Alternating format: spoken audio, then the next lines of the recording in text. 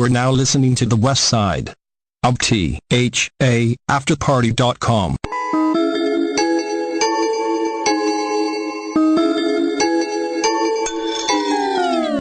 Yo, yo, yo, it's your boy Sneaky from R&R, recognition and respect. Tune in every Monday from 8 to 9 to catch up with me and my adventures and hear from my guests ranging from artists to entrepreneurs and much, much more. Catch us every Monday of the week on the west side of the after party. See you at the party, y'all.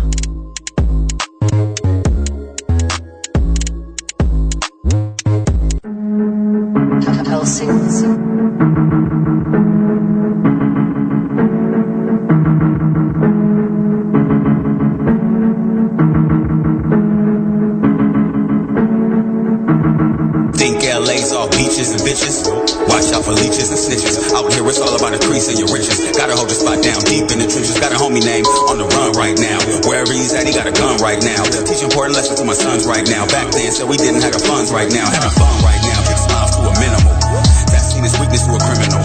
Every conversation is an interview. Snakes in the grass, sharks in the swimming pool. Rats smell cheese, start sniffing and all that. Run with wildcats, I don't know where the dog's at. But if you see him, call a catcher. Paramedics come and put a nigga on the stretcher. Pops used to tell me, look both ways when you cross. Listen way more than you talk. Watch where you walk. Keep your body outside the chalk. Always stay fly as a hawk. Pops used to tell me, look both ways when you cross. Listen way more than you talk. Watch where you walk. Keep your body outside the chalk. And always stay fly as a hawk. Pops used to tell me, look both ways when you cross. Listen way more than you talk. Watch where you walk. Keep your body outside the chalk. And always stay fly as a hawk. Pops used to tell me, look both ways when you cross. Listen way more than you talk. Watch where you walk. Keep your body outside the chalk. And always stay fly as a hawk. City move fast, gotta move slow. Watch your back, watch your front, where the fools go. In the trap, smoking blunts is too low. Niggas beat deep down and their feelings too low. No weapon formed against me, she'll ever prosper. Trying to win a Grammy, you deserve an Oscar. Acting like a real nigga, you just an imposter. Cook 'em like lobster, with a side of pasta. Go and tell your roster, Tony said fuck 'em. Pull up, that's Casa, acting all hostile. Ask what's the problem, top of head busting. To the white meat, showing words to Bernie Mac and Roberta Flack. You out doing me, never heard of that. Call this shit a courtesy, bro. I'm finna get your ass up out of here with urgency, yo. They wanna murder me, though. Both ways when you cross. Listen way more than you talk. Watch where you walk. Keep your body outside the chalk. Always stay fly as a hawk. Cops used to tell me, look both ways when you cross. Listen way more than you talk. Watch where you walk. Keep your body outside the chalk. And always stay fly as a hawk. Cops used to tell me, look both ways when you cross. Listen way more than you talk. Watch where you walk. Keep your body outside the chalk. And always stay fly as a hawk. Cops used to tell me, look both ways when you cross. Listen way more than you talk. Watch where you walk. Keep your body outside the chalk. And always stay fly as a hawk.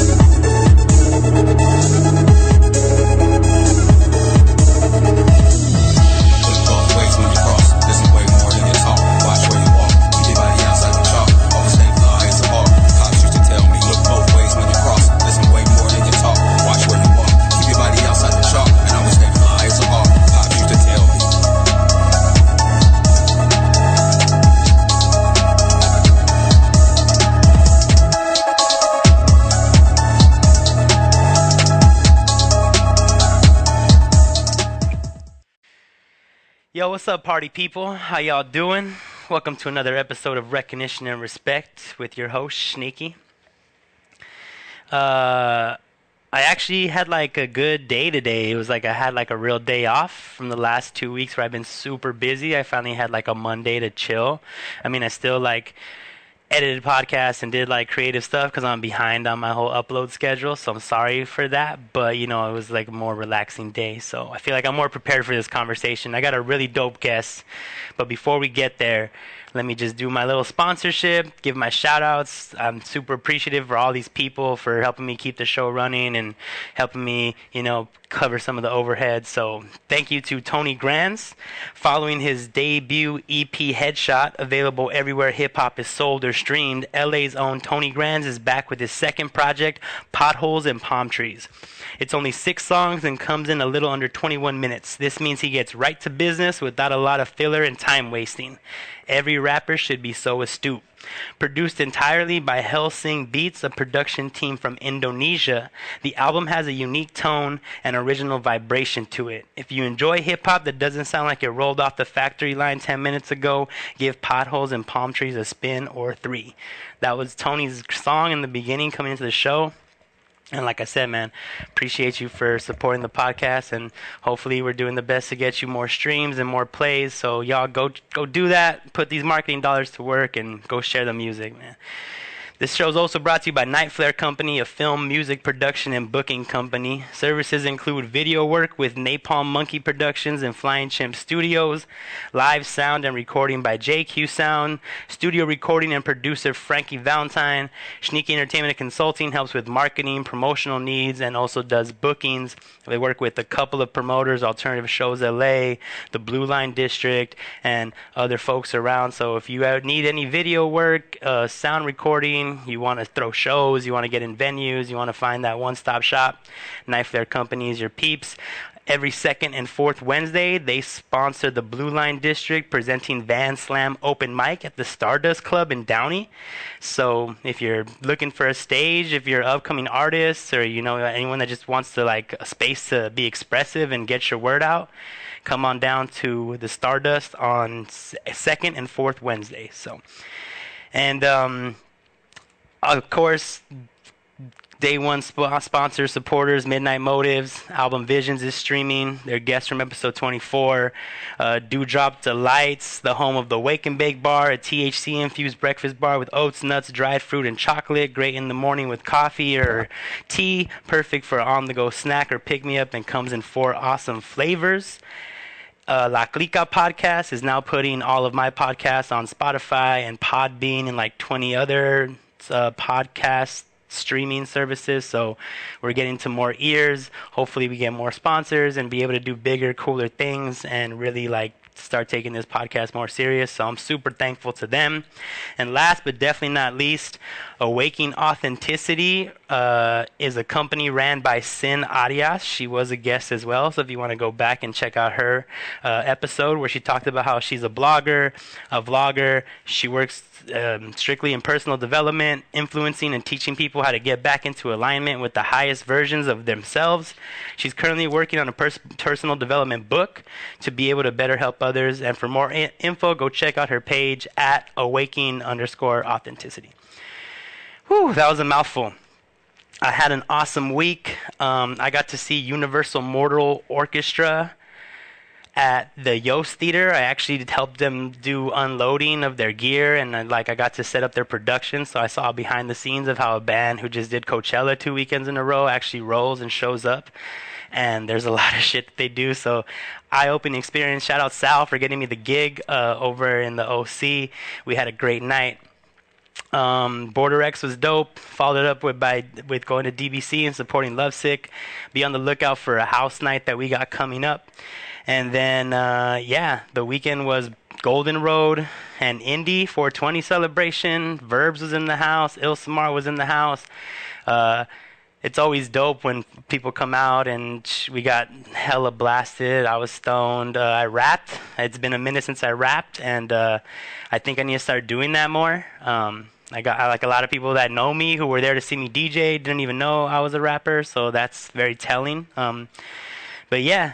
Overall, this week was a lot more chill than the week before, and next week is probably going to be a little bit more busy, so be on the lookout for that. And without further ado, let me introduce my guest. Thank you for being so patient. Say hello to the people. Peace, everybody. And let's just kick this off. How about we start with who are you and what do you do, and feel free to get as metaphorical or as literal as you want. Well, my name is Gary Alvarez. I am a writer, director, independent filmmaker based in LA.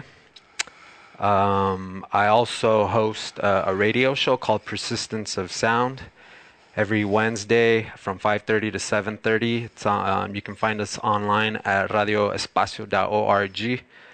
We have an archive on Mixcloud, same called Persistence of Sound. But I primarily, I focus on filmmaking. That's my thing. Okay. So that's cool, and that's interesting because I met you as a DJ. My main thing that I think when I think of you is DJ, and I actually found out through the course of getting to know you, I was like, oh, you're actually like really big on the film side. So it's always interesting, like getting to know people and like what they do. So how long have you been doing film? Is this like something that you started off as a child early on? You were kind of drawn to this medium, or is this something that you discovered later on in life? Or I came to it in my mid-20s. I was 25 years old. When I was a kid, I had my dream was to play third base for the Dodgers, and that didn't happen. But I'm still a Dodger fan. No, man, I started off as a writer, and I was working on a manuscript based on some traveling that I did. I hitchhiked from Tijuana all the way to Tulum, and my goal was to write a novel when I came back. And that manuscript for that novel turned into a screenplay. I had never written a screenplay before, so I took some classes over at Long Beach City, some screenwriting workshops, and then once I was done, I realized, well, what if nobody wants to direct my script? I better learn how to direct it myself. So I took some directing workshops, and then I realized, well, what if nobody wants to edit my film? I better learn how to do that myself. Yeah. So I took an editing workshop, and I realized that I didn't really like editing, but I liked writing and directing. And from Long Beach City, I applied to all the film schools in the country, and I got into a couple of them. And I ended up at Chapman University, which is in the city of Orange, and that's where I got my master's. And I graduated in 2012 from Chapman, and I've been working since as an independent filmmaker, writing, producing, and directing my own content. And most recently, I started shooting my own stuff as well. I invested in a camera just because the workload had gotten to the point where I needed to invest in a camera instead of having to keep renting one or paying someone or doing all that. Right. Yeah, just I had called in all my favors, and I'm working on a documentary right now. And just the nature of a documentary, sometimes I'll get a phone call, and they'll tell me, hey, you got to come down and shoot this, and I have to call people who have cameras. Sometimes they're not available, so I'm like, it leaves you more flexible. You can do more. So where does the DJing fit in? Because we met, well, maybe we met before, but I'm really horrible with names and faces and stuff. So my recollection is we met during the Stella Arts Fest planning committee, right? And you're a vinyl DJ. Your radio show also has some DJ element to it, right? We can talk about the format in a bit. So where does the DJing go? How long have you been doing music, selecting? Have you always collected records? Has that always been a thing of yours, or is that something also that started later in life? So I started spinning records in 2000. I was in Berkeley at the time as an undergrad, and I had a lot of friends who were into vinyl. I had been collecting vinyl. I would say I inherited a lot of vinyl from my older brother as a teenager, and I just always find vinyl fascinating. I'm a very tactile person, so I need to touch, and the whole thing about vinyl is touching and admiring the artwork and all that. But I didn't really get into spinning until early 2000s. Started hanging out with these kids who were into house music at the time. San Francisco house was blowing up. I think everybody starts DJing house music, right? It was dope, and at the time there was this record label in San Francisco called Naked Music, and they would put on some of the best shows in the city and some of the best down-tempo kind of house, super sexy house. Did you ever at the End Up? Did you ever go to the End Up? I've been to the End Up, a long time ago. The look on your face. Yeah. I'm you always end up at the End Up at some point, Exactly. I mean, I got to DJ there last year, or was it earlier this year? No, it's still around? Yeah, cool. It's still around. It's been a while since I've been there. It's still a freak show too. So. Yeah, no, it was dope, and so I remember just hanging out with my friends, spinning records, and so I've always been doing that, well, at least since 2000. And how I got into hosting my own radio show. So one day I was on my way home to Long Beach, and I was at a doc screening in downtown LA, and I got invited to an open mic over at Espacio 1839 in Boa Heights. Shout out Espacio 1839. Shout out to the homies at Espacio. And I remember walking in, and have you been to Espacio? Yeah, actually, I did an open mic there recently too. Oh, cool. As told by you, so. So, you know, it was packed, and I remember being in the back, and they have a glass booth, kind of like you can see the you can see like yeah. I saw the 1200s, you know, and I hadn't seen some of those in a while. Okay. And so I hit up Nico, who was hosting the open mic. Nico runs Espacio with his wife Myra. Okay. And I hit him up, and I'm like, hey man, can I spin some records? And he's like, you should talk to Marco. He runs the radio station. He's never here, but he's outside smoking his cigarette. Go hit him up. So I hit up Marco, and I introduce myself, and he kind of gives me this look like, who's this white boy, you know? And I let him know. I'm like, hey, man, can I spin some records? And he's like, well, why don't you come back next Wednesday? I'll show you how to use the gear, and you can have your own show. But at the time, it was really busy, and I kind of felt like he was brushing me off, you know, just get out of here kind of thing. Yeah, like appeasing you, like, oh, yeah, come back next week, and then hopefully you don't show up type shit. Well, I showed up the following Wednesday with my vinyl, and I'm like, all right, man, I'm ready to rock and roll.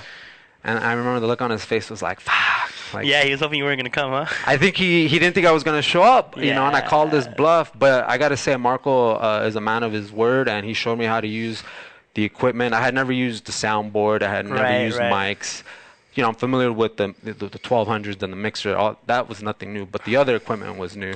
And an hour later, I had my first show, and we just celebrated 3 years in February. Damn, congratulations, man. Thank you, brother. 158 volumes on Mixcloud that you can listen to of past shows. And I'll make sure to put a link to that in the description so that when it's on all the platforms, people will be able to find you and all your stuff. So please do. No, yeah. Appreciate it. Yeah, man. I've been learning from ever since I did like the podcast with La Clika. They're like been putting me on game about like what advertisers and how people actually find podcasts. It's like the more info you could put, the better, the more content, the more links. So like that's why it's kind of been taking me longer to put out the shows, because I'm like trying to track down everybody's link. Like I always link the radio station now, so I'll make sure to put your archive in there so we can get it out, man. Appreciate it. So I'm actually supposed to come on your show in a couple months. What's the format work like for people who've never watched it and like maybe they want to tune in and see what it's like? So it's a 2-hour show. I spin for the first hour, and then I have a guest DJ segment for the second hour. And all my guests are creative people. I've had artists, musicians, chefs, comics, samba dancers, female mariachi groups, pretty much the whole creative gamut. So the first hour is just music, no talking? Well, I go through the track listings, so that's about all the talking that I do. Okay. I'm not much of a talker, to be honest. Could have fooled me, bro. Well, I'm learning. That's one of the cool things about the show, too, is learning how to interview people, and that helps me with the documentary work that I'm doing, because I got to sit down and interview people. Right. So for the first hour, it's just me spinning, and then the second half, I have guest DJs, and the premise of the guest DJ segment is, the show is that music inspires everything, you know, and so my guests come in, they bring in their top 10 songs that inspire them and influence their work, and we spin music, their tracks, and in between tracks, they share a story about how that song connects to whatever it is that they're working on, and they can promote their projects. It's kind of like, do you remember this show on VH1 called Behind the Music? Yeah. It's kind of like that in the sense that, like, but it's your story behind the song. That makes sense, because we all have a story behind a Bob Marley song or a Rolling Stone song, whatever it is. And it, you know, music. What's dope about music is that it's universal, you know, and we all have a story, you know, and I think what it does is it facilitates the conversation. Definitely, it gives you like something to talk, like a start point, like so that you have content, topic, kind of like a memory, you know. I'm wondering though if I'd be able to bring my own music instead of. You can bring your own music. There's no. Because then I could just talk about what the songs are about. Yeah, you know? I've had filmmakers come in who bring in, you know, music from the soundtracks to their films. That's super. I've had film composers come in who bring all original work that they've done for films. That's pretty cool too. That sounds tight. Yeah, like Mateo type shit. Like I'm not familiar with Mateo. Mateo from PV, Alivio Mateo. He's like a composer. I don't think I've met him yet. I'll have to introduce you because I've heard the name actually. Yeah, I think Eric. He's definitely in Eric's circle. But he's like a talented, does like scores and these big epic stuff, and like he actually had booked me to do sound for like I guess it was like a test for the people that he was gonna like. They were gonna do a live dance kind of routine, and they were gonna put it over his music. So they wanted to hear the music, so I brought my sound system and we kind of put it like loud, and they got to hear the whole thing. And it was like a journey, you know, of just like no vocals, just like composer stuff. It's always like more of a trip. What's his last name? Oh my God, I'm blanking right now. We'll look it up. Yeah, I'll put it. I'll send it to you on Facebook. No, he sounds interesting. I'd like to have him on the show. No, man, that'd be dope. I think he'd really appreciate that. And I've had live performances in there too. You know. Oh, really? In that booth? Yeah. I've had like a 5-piece band in there. No way. I've had an all mariachi female band perform. It doesn't seem that big. I've had people come in just with a guitar and sing. They get kind of complex, and I had to eventually I had to invest in a mixer to help me with that, because there's only 2 mics, one for me and one for the guest. Right. And when you have a 5-piece band, and you're trying to get all the thing, So and I'm not a sound engineer, so like I'm trying to do my best. And there's been times like where I feel like, damn, I wish I had like an intern or a PA, because sometimes I'm shooting as well. I remember one time Irene Diaz came in and did she sang a couple songs, and I have like two cameras, and I'm trying to check the sound levels and make sure they don't clip. Damn. And it becomes a big production. You need a Britney Love to. What are you doing, Britney, on Wednesdays? I mean, it definitely would help, but right now it's just a one-man operation. Well, I mean, I was listening to your story, and I think it's just like it's a pretty common like gig economy, entrepreneur, creative story where it's like the more things that you need, it's like for music, right? Take my example, like recording studio, and then like, well, what if I can't, like, what if no one has time to engineer my stuff? What if no one has time to record me? I have to learn how to record myself. Right. Now I have all this stuff recorded. What if I don't have the money to pay, or I can't find someone who's gonna mix it and edit it and do all that? So I should learn how to do that, And I feel like that's kind of a common theme of people that I meet that are like really hustlers. Just like the more stuff you can do yourself, to get the process kind of going along. And I applaud you for that, man. I think it's not only is it difficult to do, but it's also like inspiring, and I bet it's changed your whole workflow. Like, have you ever combined guests that are? You said you filmed the stuff at the radio show. Like, do you make like these little edit cuts, movies, or are you making like? Are you kind of? Are you? You're smiling. Am I touching on something? No, I'm thinking about all the videos I've shot. Prior to me investing in, I have a Canon C100. And that shoots beautiful. But prior to that, I was just using my phone, and I would just upload, the videos on our Facebook page. And unfortunately, I don't have the time to like edit everything. And one of the cool things about the show is that it's unedited. And I remember when I first started. There's a lot of mistakes that I made. There's like dead air, or I would miss a cue on a beat or on a track, and I just let it be, because I like the concept of it just being like capturing the moment as it is, with, like my friend Christian says, warts and all. If there's mistakes, there's mistakes, but it's like a time capsule of whatever's going on that day. Right. And so I just leave it unedited. I know a lot of other shows. I have friends who have podcasts, and they edit all their stuff, and I'm not opposed to that. I just don't have the time, because me editing those shows would take time away from what I'm truly more passionate about, which is filmmaking. Right, and I think that's another like blessing and a curse of people that just have so many creative outlets. It's like you got to do what you really want to do. All this other stuff's fun, like this podcast. It kind of like it's fun for me, and the fact that I've been able to find people to sponsor it, so I don't have to like pay for it. I get to just have cool conversations with people and help them promote their stuff. It's like, it's a blessing, but it's not like my main thing that I go out, and I'm not always constantly thinking about the show and like how to advance it, elevate it. Like little by little, it's coming together, but it's definitely like one of those things like, oh, I'm doing events right now, but like I also want to work on music, and I also have a podcast, and also, so it's just like, it's a struggle. I hear you, and I'm just like, I see so much of like those hustler qualities of like that, like you're so creative, you got so many outlets. Like I didn't even know that you were filmmaker, and that's actually like your main thing that you do. You know, you actually went to school for that and like self-learned, studied, and sought out the knowledge. It's super impressive, bro. Thank you, brother. Appreciate it. So let's talk about everything that you're doing right now. And you've kind of mentioned a couple of things, but let me just get into some of the stuff we wrote down. You have a pilot on Amazon called Scumbags. Yeah, I'm really proud of that little pilot, man. When you say pilot, I think TV or like a series, like a episode. Is it like the first of a series? The first of a series. When it was first conceived, I would say 2014, 2015. It was supposed to be on the web, and at the time, it was supposed to be a web series. And at the time, web series were blowing up, and it was right around the time when this show called High Maintenance, which was created as a web series. It was shown on Vimeo, and from Vimeo, now it's on HBO. So I thought to myself, you know, like maybe I can do something similar to that. So I came up with this idea of a series based on scumbags who are trying to quit their scumbaggery.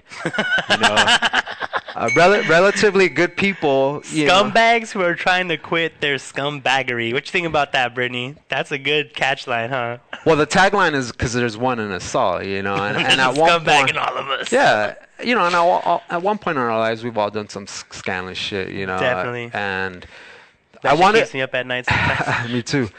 But I wanted to create, a show based on some characters who were intrinsically good people doing some stupid shit, either because of their inexperience, young people, or maybe they have some character defects that, cause them to deviate from being, the good people that they are. And so I created this series. I wrote, produced, directed it.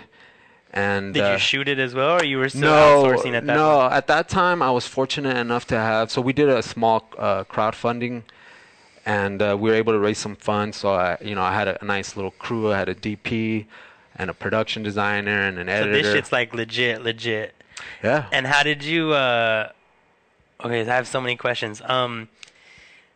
Did you have to pitch this to Amazon and sell it to them, or is it kind of like you just pay to upload it? How does that work?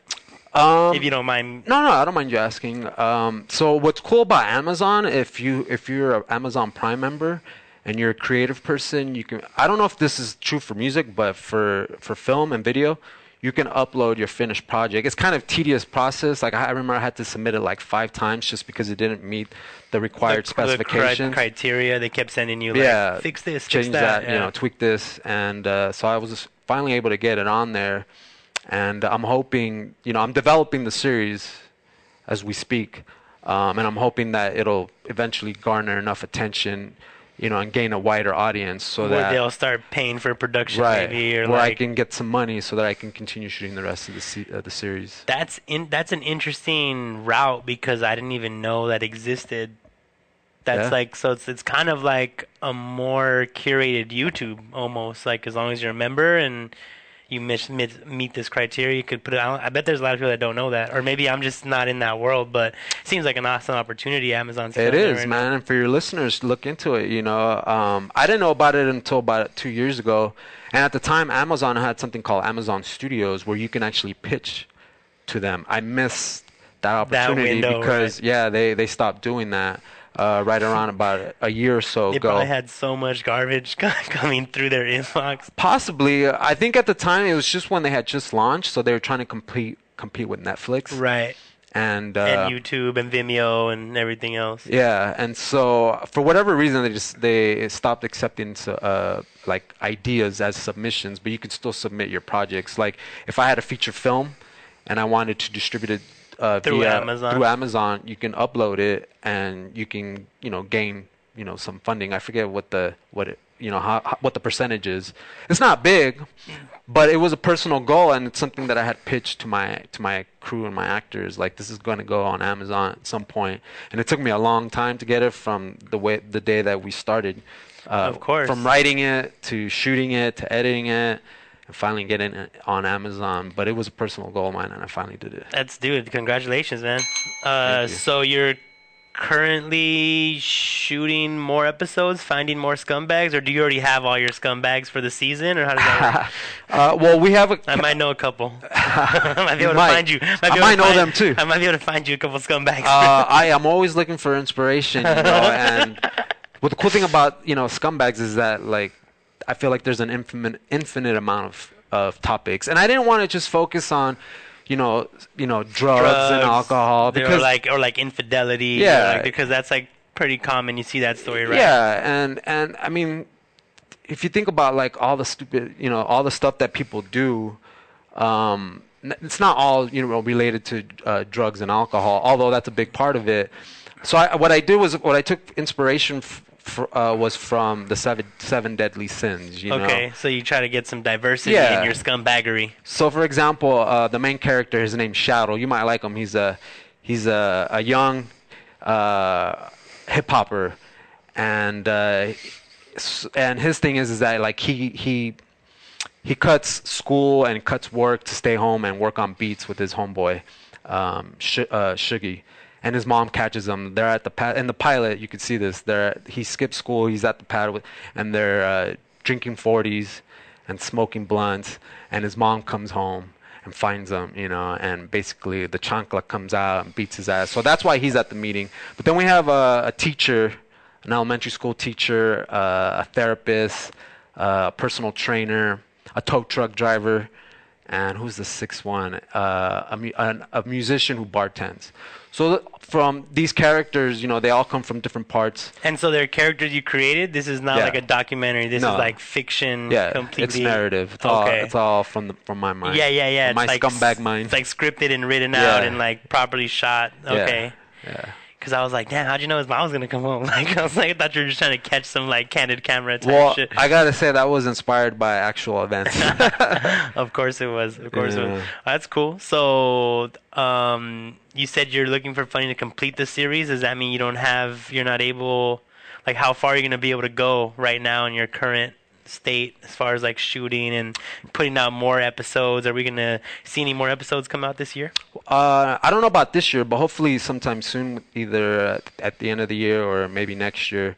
Right now I'm just currently developing the storylines, and working on a pitch deck so that when the opportunity comes, you're ready. Yeah, and I can, I just created a pitch deck for another project, and now I'm ready to focus on this one and create a pitch deck so that I can show to like a producer or an investor who's interested in pursuing and investing, some time and money into creating ideally like 10 episodes, like 30 minutes. Right. The pilot's only 8 minutes. It's more. Pilot. Yeah, it's more. It's kind of like just like a concept, so that people can see and reference and be like, oh, this is what it looks like. This is the tone.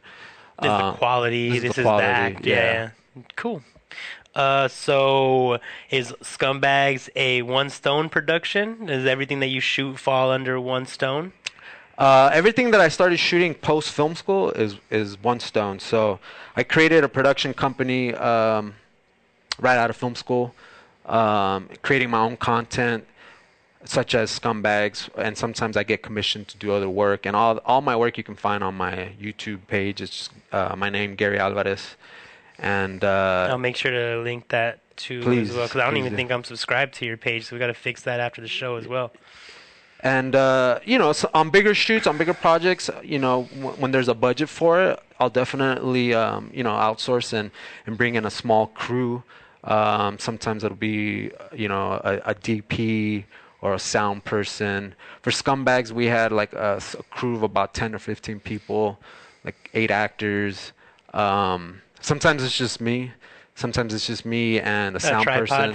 Yeah. I just shot an interview on Friday where I was doing the camera and the sound and interviewing. And you were in the shot as well? No. You were just from behind the camera? From behind the camera. And I'm really shy. I don't like to be on the other side. I don't like to be in front of a camera. I prefer to be in the behind the camera. So you're doing very well for being shy, I'm super shy. Man. I don't see it right now, bro. I do it because of the work calls for it. Right. I got to put myself out of my comfort zone, and but in an ideal world, I would just rather be behind the camera. Every now and then somebody will ask me, to be in their project in the background, and I'm cool with that. But but you're not. But I'm not a trained actor either, so Yeah, that's not what you studied. That's not your toolkit. Yeah, and I have a hard time memorizing lines. I remember when we did the Scumbags promo, I was on camera, and I was the first person to be on camera, and I wrote a script, and I couldn't remember my own lines. And I remember an actor his name's Ruman, who's in the pilot, he was feeding me the lines, behind the camera. And he's like, dude, you wrote this You shit. wrote this. Yeah, right. And I'm like, I have a hard time, I burned a lot of brain cells, to be honest. So my memory isn't as sharp as it used to be. The scumbaggery Yeah. in the early days. Yeah. So, I prefer to be behind the camera, and I feel that's where I feel the most comfortable. I feel you. You've mentioned it a couple times now. Let's talk about this documentary that you're currently working on. Yeah. I think you're pretty excited about it. It's one of the main things you wanted to touch on. It's my big project at the moment. It's called Power, Corruption, and Lies. And it's based on the Bell political corruption scandal of 2010. Bell's my hometown. I grew up there. I lived there from 1980 to 1999. And when the scandal broke, I was in film school, so I was just too busy to devote any time. At that time, right, when it was actually happening? As it was unfolding. But I remember hearing about it and reading about it. And I remember, archiving all the articles, because I knew that once I was done with school, I would That come was going to back. be a project you wanted to take down. So that's cool. And I've always wanted to put, my hometown on the map for other reasons. Unfortunately, that's kind of how that story unfolded. But so I started shooting that a couple years ago. It's a slow process. It's shooting a documentary is of this nature, especially now. It's 9 years later. There's a lot of archival material that I got to research. There's a lot of people who are involved. I'm trying to get an interview with the city manager, Robert Rizzo of Bell, who got busted, who was kind of like the ringleader. He's in jail right now. I've never conducted an interview in jail. I don't know how that works. Yeah. The logistics and all that. But so it's based on the scandal. For your listeners who may not be familiar with the story, in 2010, the LA Times broke this article, a news story about this. The city manager, Robert Rizzo, had been basically embezzling funds from the city of Bell over a course of 20 years. More equaling some high number, right? How much was it? Over 10 million. It's a lot of money, dog. Yeah, and you're from HP, which is the neighbor which right is there. adjacent to Bell, and they're very similar in terms of demographics. I think HP is a little bit bigger. Bell's 9 square miles, not even 3 square miles. Working class, mostly immigrants, Spanish speaking, mostly Latino. And below the poverty line, I found out through my research that Bell is one of the poorest cities in the country. And in the country. In the country. And, when you wonder from an outsider, where was all this money coming from? So Bell had the second highest property tax in the county, higher than Bel Air, higher than Beverly Hills. And that was due through some of the manipulation that Robert Rizzo, as the city manager, was able to, maneuver.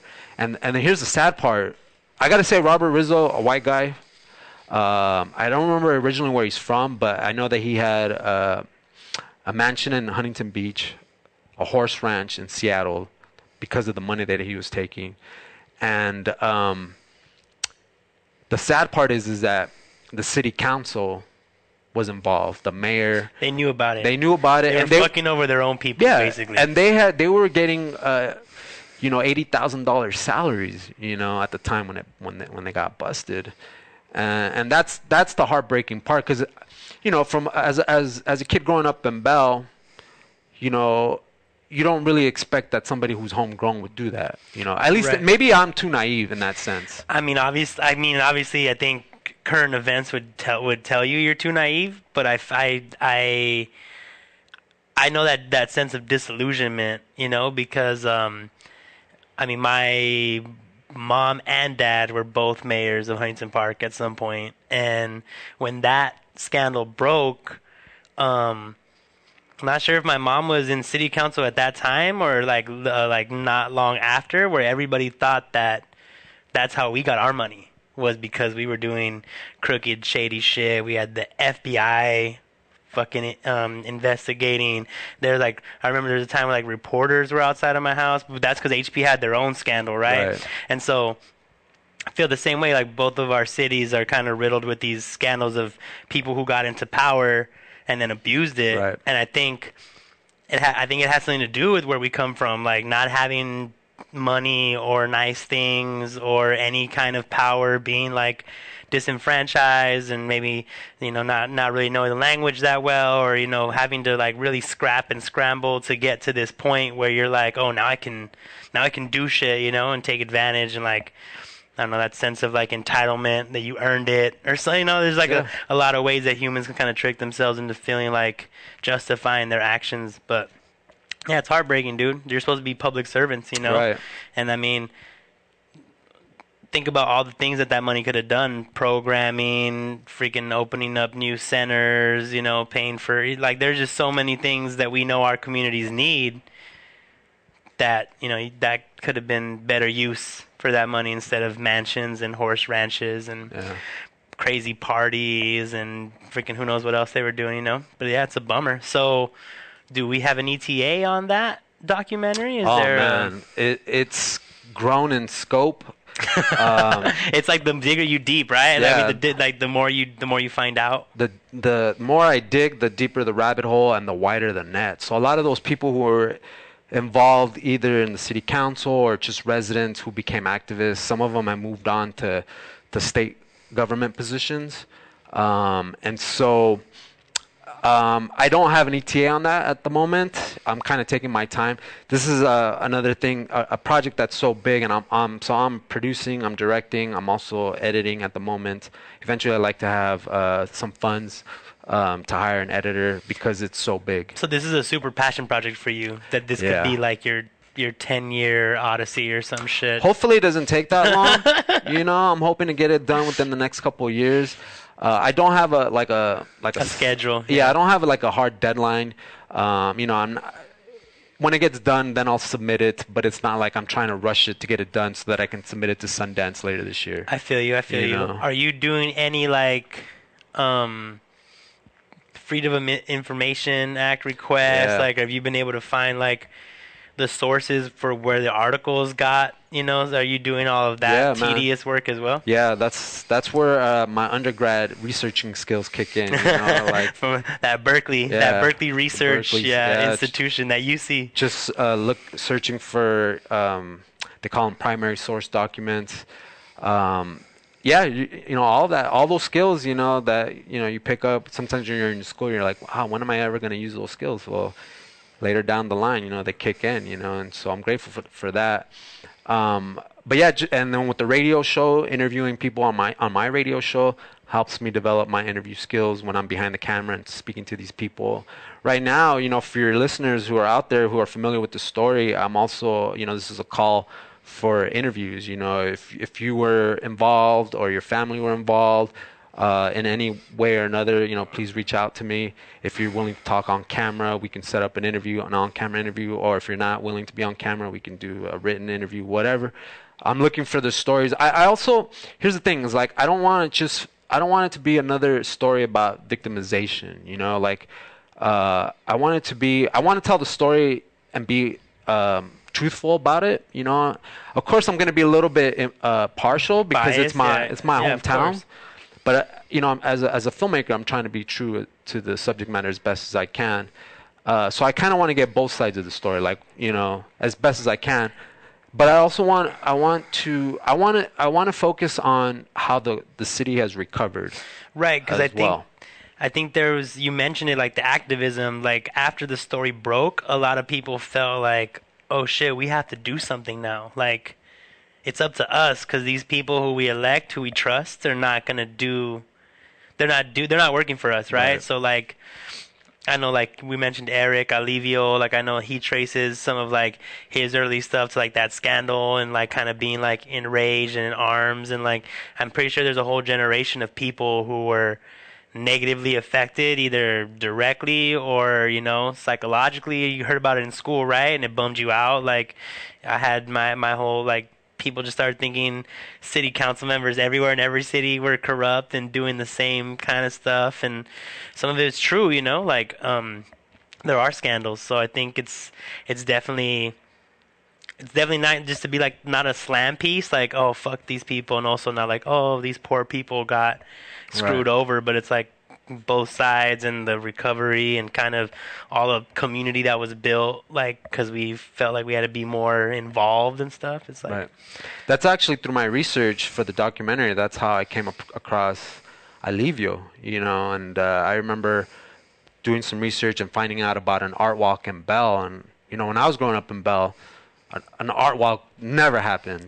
So then from that article, I was able to find Alivio.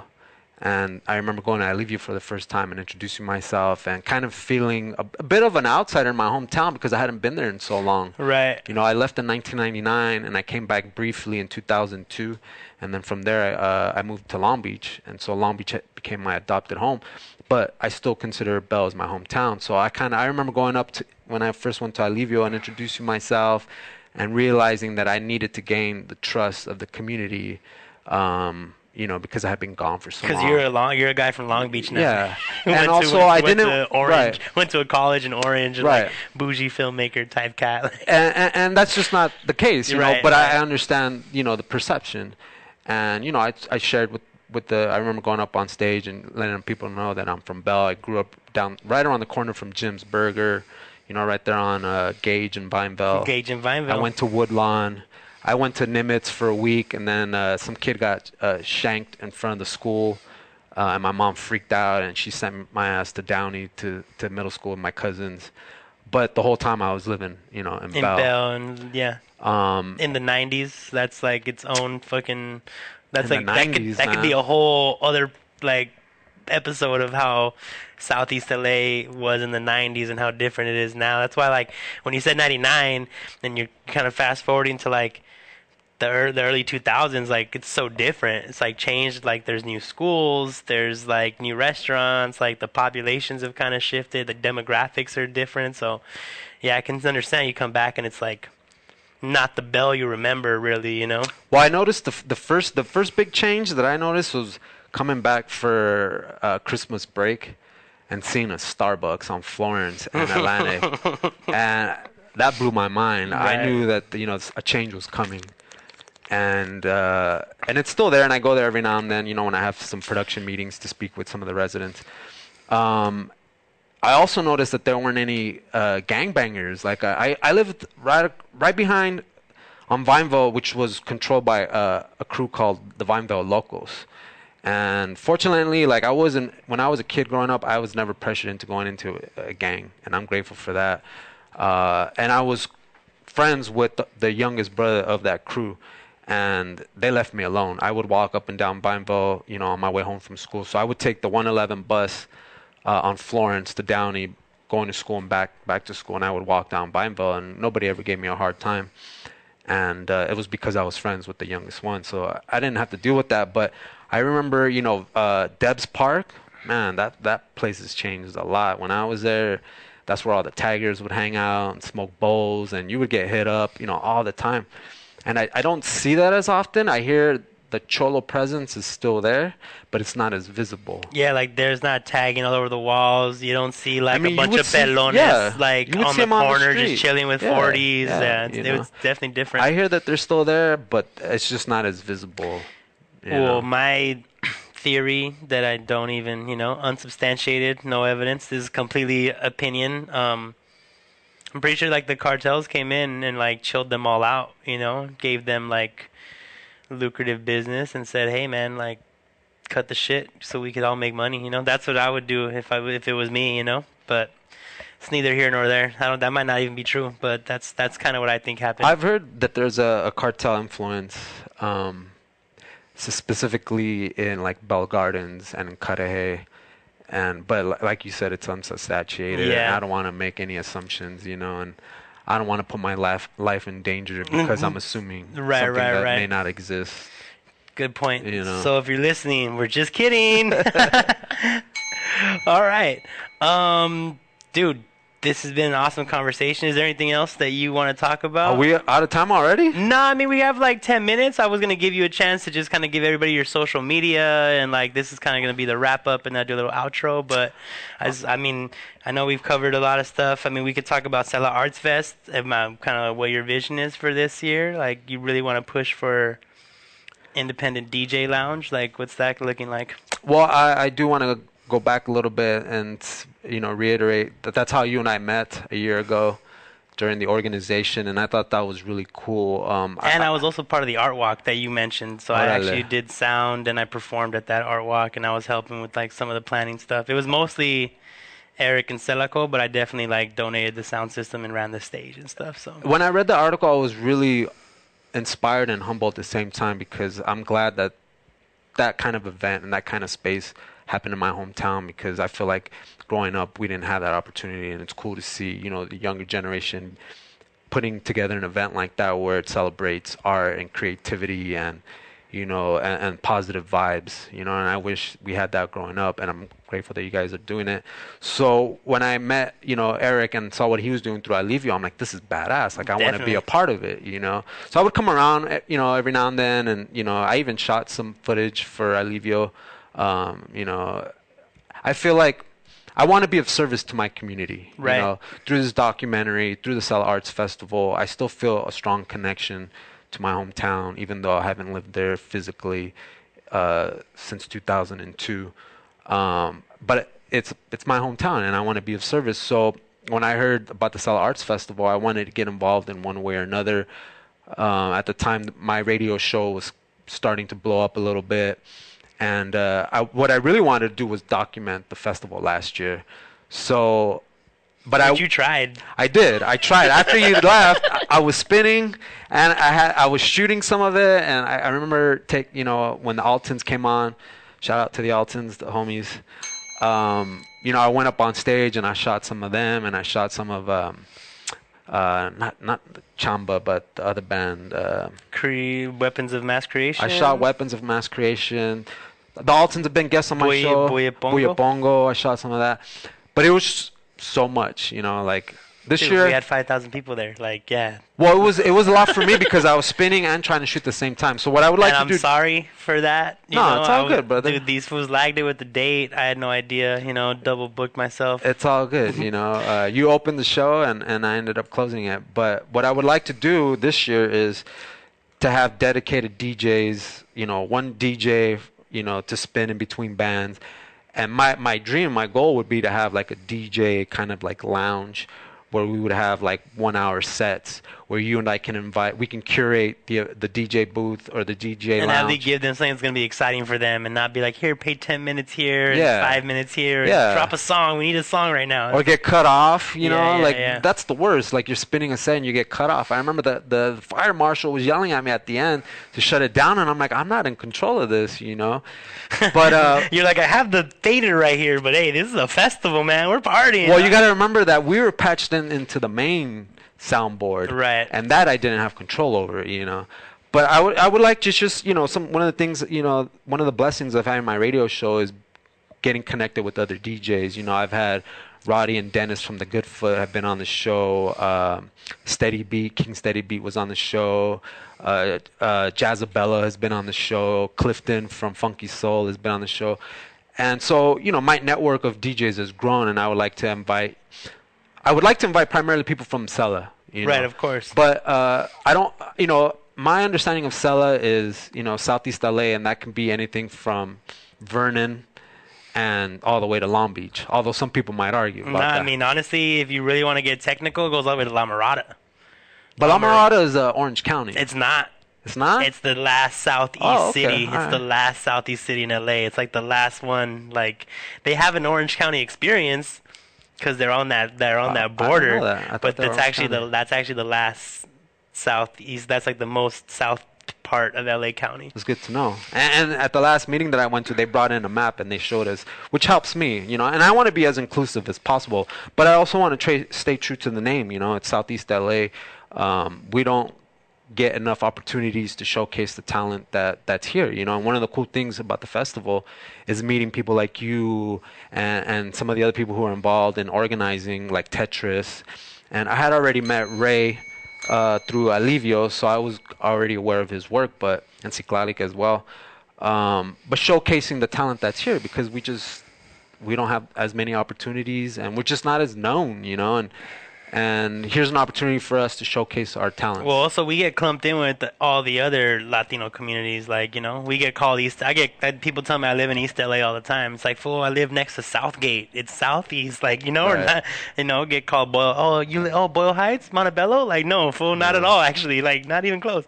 One last thing, we got 5 minutes left. Damn, that went by quick. Dude, you're a great guest, man. You had the gift of gab today, bro. Thank you, brother. Appreciate it. So tell people where they can find you. I'll link everything, but, you know, if you just want to give a shout out to anybody, get your social media out there, any projects that you really want them to go check out, the Amazon pilot, you know, just do your thing.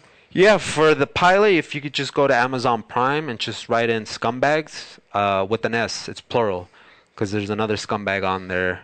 It's a feature film. It's not related to me. I'd appreciate the views. You know, it's only 8 minutes. It's a fun 8 minutes, and hopefully it'll make you laugh.